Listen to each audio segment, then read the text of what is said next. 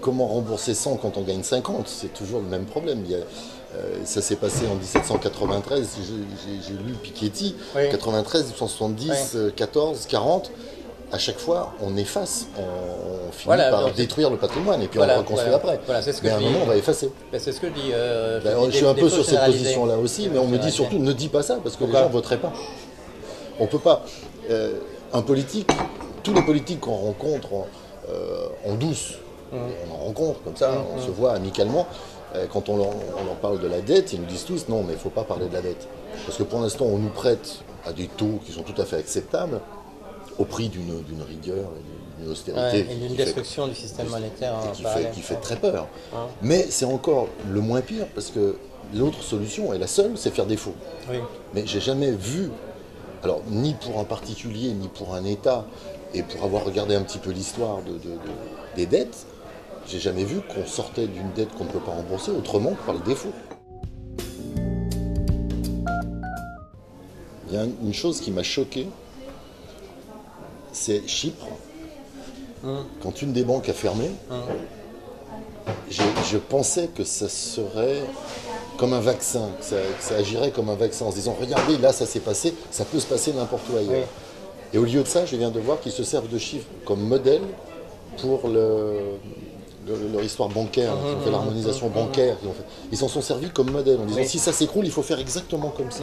Parce que les gens ne crient pas en fait. Personne ne gueule. En même temps, ça touche que les gens qui ont plus de 100 000 euros sur leur compte. C'est ça. C'est-à-dire qu'ils ont compris quand même qu'il ne faut pas que ça touche tout le monde. Si on dit que ça touche que les riches, donc voilà, c'est ça. Oui, ça fait moins peur. Voilà, et comme la plupart des gens n'ont pas plus de 100 000 euros sur leur compte en banque, eux vont être protégés. Alors si on parle de ce vieux principe qui dit que c'est lorsque les bourgeois acceptent la révolution que la révolution a lieu, normalement, elle ne devrait pas être loin, la révolution. Le 14 juillet est peut-être pas très loin. Parce que là, retourner à l'ancien principe, c'est-à-dire que les gens qui ont reçu de l'argent avec une prime de risque contre ce type d'accident, que l'argent ne soit pas remboursé, pour la première fois depuis très longtemps, on prend cette prime de risque au sérieux, c'est-à-dire qu'ils sont payés cette prime de risque parce qu'il y a un risque et que ce risque peut se matérialiser. Et ça, c'était le principe, je dirais, du capitalisme au 19e siècle.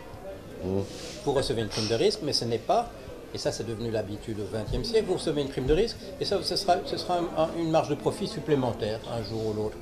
Non, c'est une prime de risque. Et dans un bouquin que je suis en train de préparer avec un économiste belge, économiste de droite, bien marqué à droite, c'est pour ça que le débat est très intéressant, une des conclusions sur lesquelles nous tombons, c'est que la prime de risque, dorénavant, elle doit être mise dans un fonds de réserve. Comme ça, les gens ne diront pas par surprise que « Ah oui, moi j'ai reçu cette prime de risque, mais je ne savais pas du tout ce que c'était. Je croyais que c'était simplement, je sais pas, parce que je suis un type sympathique, on me payait du 7% plutôt que du 5%. » Non, monsieur, la différence entre le 7 et du 5, c'était une prime de risque, c'était une assurance. Vous devez l'utiliser un jour comme une prime d'assurance, c'est-à-dire que si on ne vous rembourse pas les frais, les 2%, ils étaient pour ça. Si on ne rembourse pas la somme qui avait été empruntée. Alors, on revient à ce principe. En disant s'il y a des gens qui ont plein d'argent qui sont dans les banques, et si la banque ne va pas bien, on ne va pas prendre une partie de cet argent-là. Finalement, c'est simplement la rationalité du système tel qu'il était. Mais on a oublié cette rationalité depuis si longtemps qu'on a oublié que c'était marché comme ça. Alors, qu'est-ce qu'on a fait? À quoi sert cette mesure?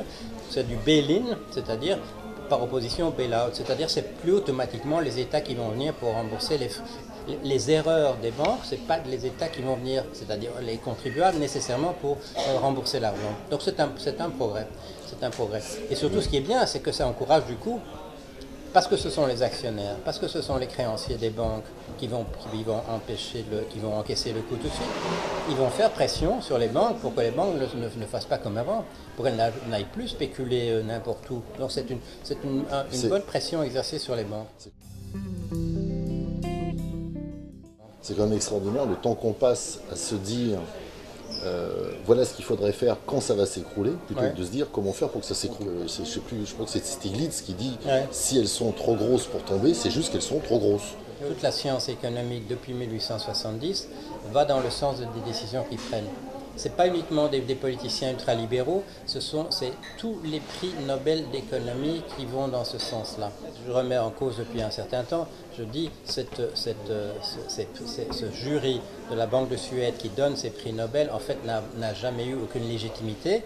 Il a donné des prix de Nobel à Hayek et à Friedman à l'époque où ces gens allaient conseiller Pinochet et faisaient des discours pour expliquer qu'une absence de démocratie est meilleure qu'une démocratie, puisque une absence de démocratie peut être libérale, comme le Chili de Pinochet. Hayek disait qu'il préférait une dictature libérale à une démocratie qui ne le serait pas. Voilà, exactement. On demande à M. Blankfein pourquoi vous entubez vos clients avec Goldman Sachs. Il ne dit pas, mais il pourrait s'il était poussé dans ces derniers retranchements. Mais je n'ai fait que suivre les conseils de tous les grands prix des Nobel d'économie. Si j'étais à sa place, c'est ce que je dirais. Mais écoutez, non, c'est votre société qui dit qu'il faut faire comme ça.